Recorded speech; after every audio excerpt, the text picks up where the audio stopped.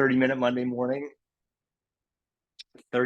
morning call of regional leaders and BFFs focused on strengthening the American manufacturing ecosystem from the bottom up. So as you know, appreciate you putting your name and affiliation in the chat.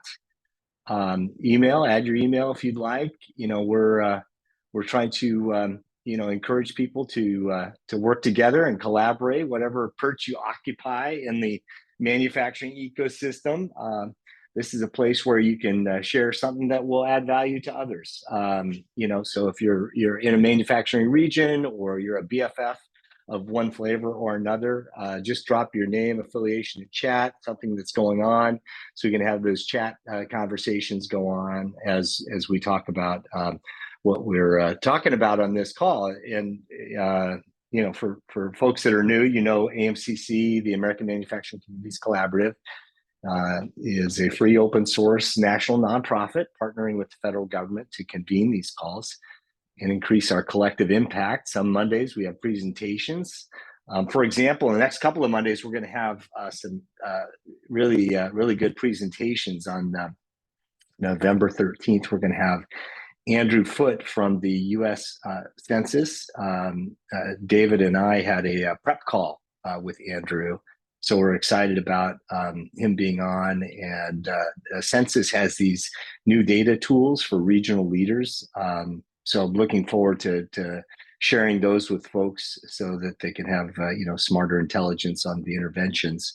Also psyched about that possibilities of weaving that into, we have this manufacturing community ecosystem metrics tool development process that we're involved with NIST and a bunch of federal agencies. So excited about weaving the U.S. Census Department and the data that they have and their new tools into that. So that's going to be next Monday. And then the Monday after that, which would be November 20th, we're going to have Susie Teal from one of the nation's manufacturing institutes of innovation for robotics, ARM. She's going to come on and talk about their latest and greatest activities. So that's exciting.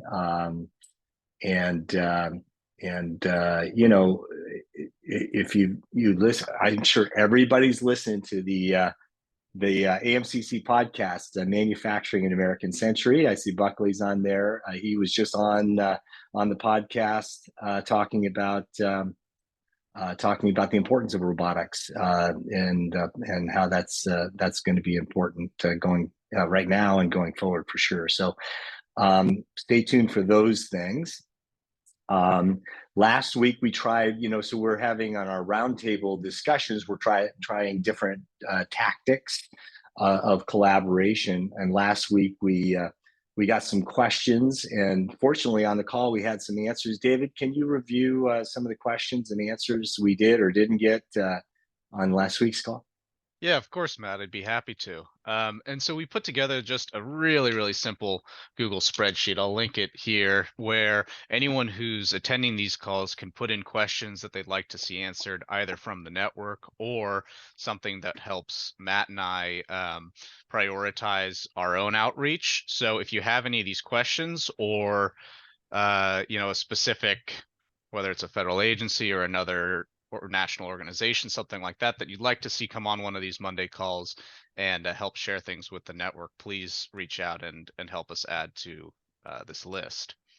So 3 questions that we had last week. The first one was around the Defense Manufacturing Community Support Program and how future designations of current DMCs will work. Luckily, we had Seth on the call last week who provided an answer where DMCs will have the option to apply for redesignation up to 2 times. Each time will be an additional 2 years extension of that designation, so a maximum of 9 years for having a DMC designation.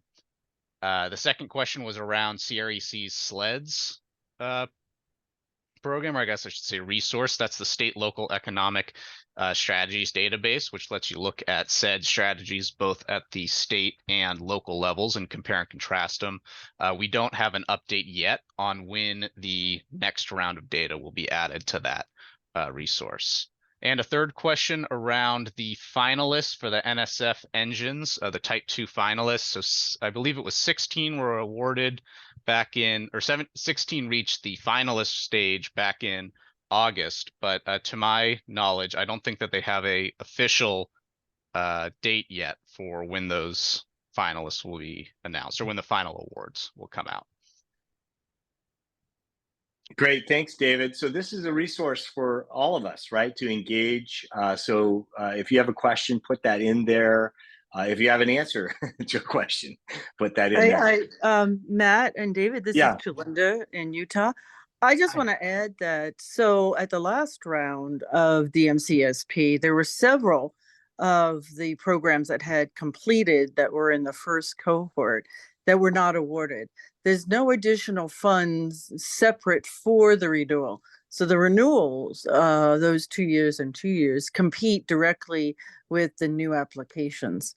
So it'll be interesting to see how it evolves over time. So I guess one of my questions is there funding for next year's DMCSP in the National Defense Authorization Act? Yeah, let's put that question down, and David, that's something we can follow up on. Thank you, Tulinda. Yeah, thank you. Okay, so let's keep that going. Let's experiment. If people have ideas on how we can improve that tactic, bring it on. Please use it. If you've got questions or answers on anything going forward. So we'll bring up this tactic every now and then and spreadsheet as we go forward. So let's move on. Another tool that we have, right? So we have this Monday weekly call, which is a great forum, very efficient, 30 minutes, been happening for almost a decade, if you can believe that. Crazy, but very good, and it really built trust in the community of practice with this tool. Another one is this weekly AMCC update newsletter. So that's what we wanted to talk about today.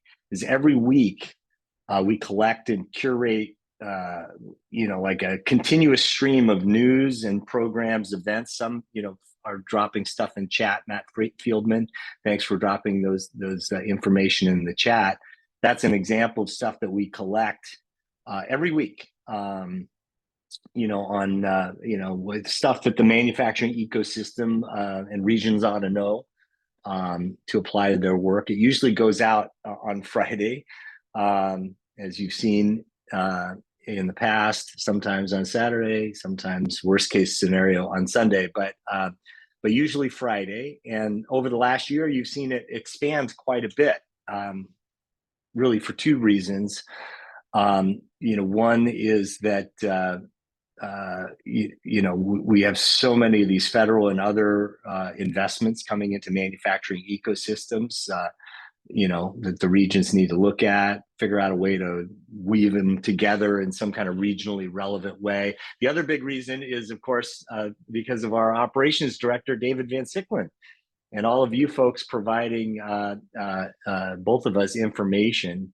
I just wanted to let you know how it works, how we kind of evaluate what goes into the AMCC update. And every week, David collects information from me and you and a whole slew of other resources. We're connected with Andrew Reamer and the Industry Studies Association, so he's got a lot. But there's a lot of good newsletters out there. Some of them you guys provide. So we read them, evaluate them, and then decide what we think can add value to the manufacturing communities across the country and the BFFs who support them. So David, if you could share your screen, I just want to remind folks about how we prioritize content and the three lenses that we use in doing this work. So, is it all manufacturing? No, well, we prioritize it around those six kind of key industries in manufacturing for long-term American prosperity and security: defense, energy, transportation, ag, IT, and health. And then what you guys, spend most of your time doing is working in one of the big 6 areas, going back to the IMCP initiative of a region needs to be operating effectively in all 6 of these areas for the regional manufacturing ecosystem to work. So that's the second lens. And then the third lens is, what are we shooting for, right? Is it economic development and competitiveness alone? No, it's not. It's woven together in what the best evidence is showing what our North Star ought to be is sustainable development. That's economic, social equity, environmental sustainability, and national security. And all of this stuff is on the website too, you guys, right? So this is not a one-shot deal. This is part of our basic, PowerPoint that we bring out so that folks can see. In all of the work that all of us are doing in our community of practice is going through those 3 lenses, and that includes, of course, the AMCC update. So with all of this kind of huge tranche of information that comes at us every week, we take it and put it into a funnel, using those 3 lenses. And so, David, you could, if you haven't done already, you could drop into the chat the link to this great article by a group at Harvard done around systems leadership for sustainable development, that being the North Stars. Like, you all are operating from whatever perch you are as a systems leaders of sorts, in your region or as a BFF or whatever. And that's a skill.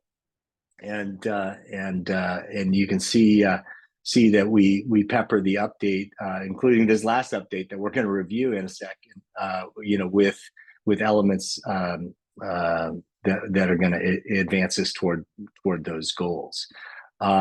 So let's see. So I wanted to remind you guys about that. So maybe this is a time where, David, why don't you share your screen with the AMCC update, just this last one, just to kind of review, our process and some of the content that's in there that's particularly important this week. Like, we don't have the time to do it every week, right? But let's dive into it a little bit here. We usually start off, you can see on the first one, we talk about what's happened at the Monday call.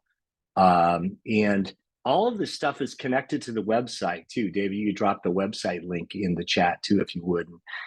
All of the presentations, right, are recorded. Not all of them, almost all of them are recorded and posted on the website. So that's a great tool. Like, people in your network, right? If you're a systems leader trying to make progress, it's like, what's this whole collaboration about? Boom, you can just share it, right? And it's just a link. So that's a really useful tool. And then, of course, one of our, another experimental expansion tactic is our podcast, which has been great, Manufacturing American Century, where we talk to regional leaders and BFFs around the country. So we usually, in the AMCC update, post on there, and it's great. We have Petra Mitchell, a longtime regional leader from the Pittsburgh area, on the latest episode, and it's available on all your smartphone apps or whatever, but it's also on the website, same thing. So you have this kind of easy to use tool to like our Monday calls. It's got to be efficient because you all are busy systems leaders out there, so we try to make it as efficient that you can pass this along and get people engaged productively, focused on evidence-based policymaking. And then we started, we highlight, then from there, we highlight, different things that, looking through those 3 lenses that we shared. And so like this first one, we've had longtime BFFs at Brookings, and they have a steady stream of really useful information. This article, it gets at systems leadership. They're talking about, like, are people doing this networking stuff just moonlighting? That's what it seems like for a lot of people. Is like, well, this is not my main job. These guys are not my bosses. Like, they're not doing my pay evaluation. Well, some things are changing in terms of capacity building and the nomenclature for jobs and the job duties. I don't know, David, you want to highlight some of your takeaways from this Brookings report? Yeah, happy to, Matt. I mean, the thing that's really interesting to me is how they're putting some, technical, a real technical framework around some of these emerging job roles that they saw when they were reviewing Build Back Better regional challenge coalitions. Some of the new program titles or role titles that they identified are things like Chief Collaboration Officer, Coalition Connectors, and Program Builders. And so this is an interesting spot, at least for me, where it's like, as you say, Matt, with all this moonlighting work that's required in order to keep these regional partnerships going for the long term, are other regions able to hire someone who does all of these sort of roles and activities as this Brooking article lays out, or do you need to come up with strategies for folding some of these roles into or responsibilities into your pre-existing staff?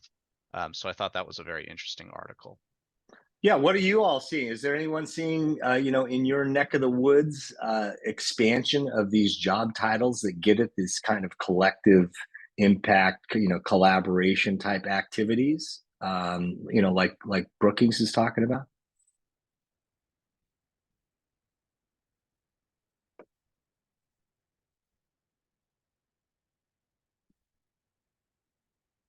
Just from the nonprofit point of view, Danny Weirman, Goodwill, Southern California. So from our point of view, everything's about that. It's about trying to create those connections. So we have things like impact officers, or we use that language, but nothing specifically to that. But it is all about trying to coordinate and trying to get everybody put together. But are you talking specifically for these roles inside of industry itself?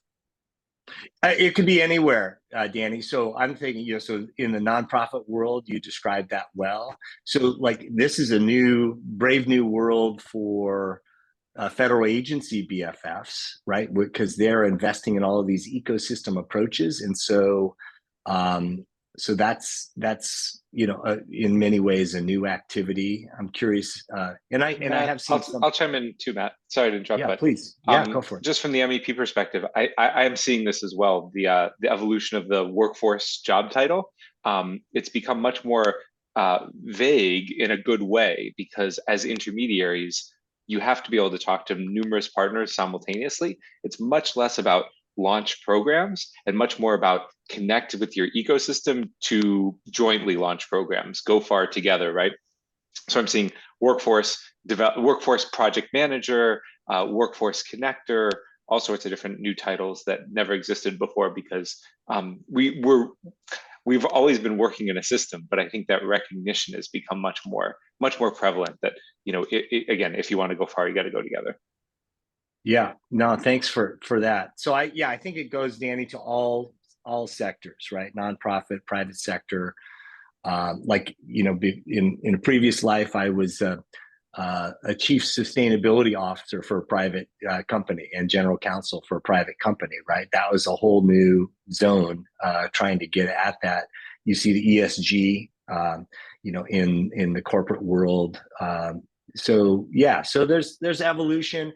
This is a kind of a nice landscape article, talking about it, and something that you can use, right? If you want to encourage in your regional ecosystem other organizations to engage. This gives kind of an evidentiary description of that could bring some of your stakeholders that you need to bring along to have them come along. The next article that we had in there is the David, if you could pull that screen share back up. I actually wanted to pull up something from the next article we were going to talk about. So this was a report that came from Accenture.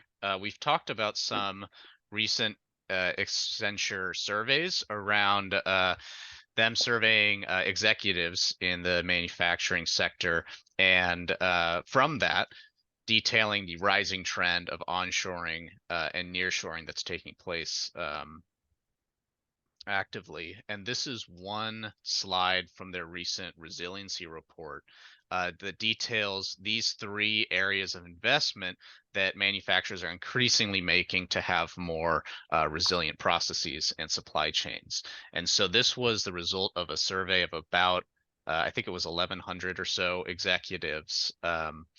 And as you can see right here, this is between a 2 to 4 times increase from what respondents are saying they're spending today on reshoring and relocation activities, supply chain production digitization, and automation of plants and warehouses. So they're anticipating a 3 times, 4 times increase in investment in these 3 areas over the next couple of years. I don't know. I don't have participants up right now. Do we have Kevin Ross? Well, we do have Kevin. Yeah, shout out to Kevin Ross at Accenture. This is a good time to highlight one of the other tactics of collaborations. We've been doing these AMCC roadshows, actually co-creating roadshows around the country. And there's a link on the website describing some of these visits.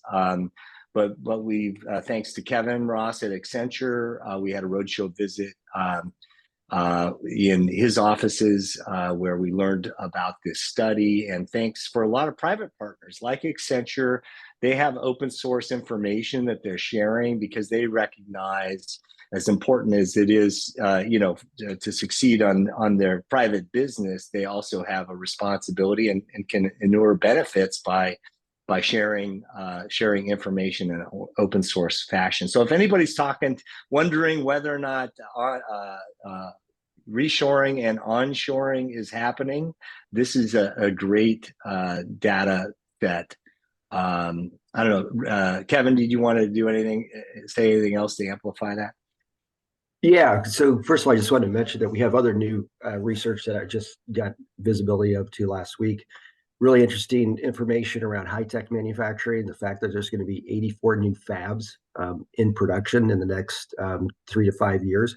So you can imagine how much infrastructure spending there actually is going on. 84 new fabs, each fab costs, I don't know, $5 to $7 to $10 billion each.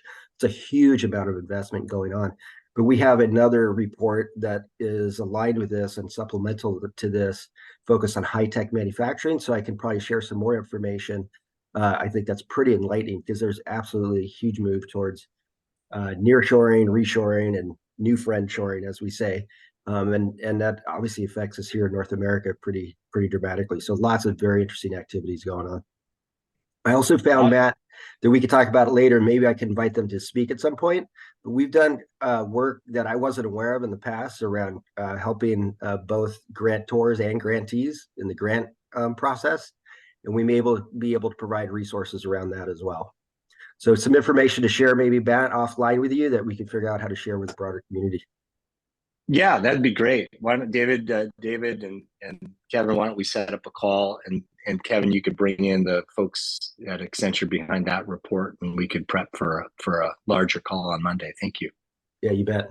That's awesome. Again, this is a perfect example, a real-time example of the benefits of the collaboration here.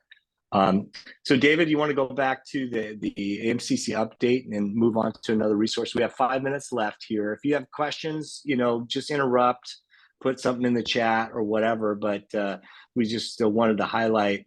David, on the update, can you scroll down to the bottom? And I think I brought this up last week with Don Uford from NIST, just at the very bottom, keeping in mind, the North Star is that, see this PS, 4 years plan to strengthen advanced manufacturing in the U.S. That's a good reference point too, kind of about, where we're headed, and something we can always check back. I'm sorry, go ahead, back up, David. I know that there were some other, some cool BEA links in there. Well, one thing, while we actually have a minute, I'd love to get Matt Fieldman, if you're still on, a little review of the online event that the MEP National Workforce Network had last week. I believe that was Ben Vickery who was hosting that.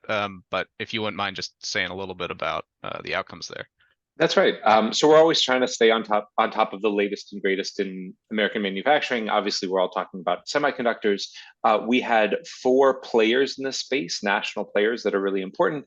The Semi Foundation, Arizona State University, Pasadena Community College, and I'm blanking on the 4th. I knew I would, but we had well over 130 people from around the country attend, with the idea of just sharing what's going on as we're all talking about developing the semiconductor workforce for over the next couple of years. So it was great. I do not have the recording yet. If I did, I would put it in the chat, but hopefully by next week, I'll have that recording and share it with everyone. It was a good 85 minutes of conversation around what we're going to do to, for example, engage new populations, stay close to the OEMs so we know what skill sets they're looking for. There was a question around supply chain and understanding cybersecurity across the supply chain and what that's going to require. So just thing after thing after thing, but it was a really good event, and we'll do those quarterly so we can stay close to the new workforces that are being required. That's awesome. Thanks, Matt. Yeah, thank you. David, we just have a couple of minutes left. Is there anything else in here you want to highlight as we on the AMCC update, this thing that goes out every week? Yeah. Oh yeah, there's always more to be added. I just had one request for everyone still on the call. You might have seen in recent weeks we've been doing new experiments to see what people will find useful on these calls. So we've added a lot of webinars that people in network are putting on that others are free to join. And we've also been adding some open job positions that have been requested of us to put up on those weekly updates. So I'd love for feedback if you like seeing these other webinar opportunities, other job positions that are open and available in the network, and B, if you have some of your own, please feel free to send that to Matt or I. It's always evolving process putting together these updates each week. So as long as you can get us something by Friday morning, we'd be more than happy to include it into the updates. Yeah, that's great. Yeah, and really, it's so important to get your guys' suggestions.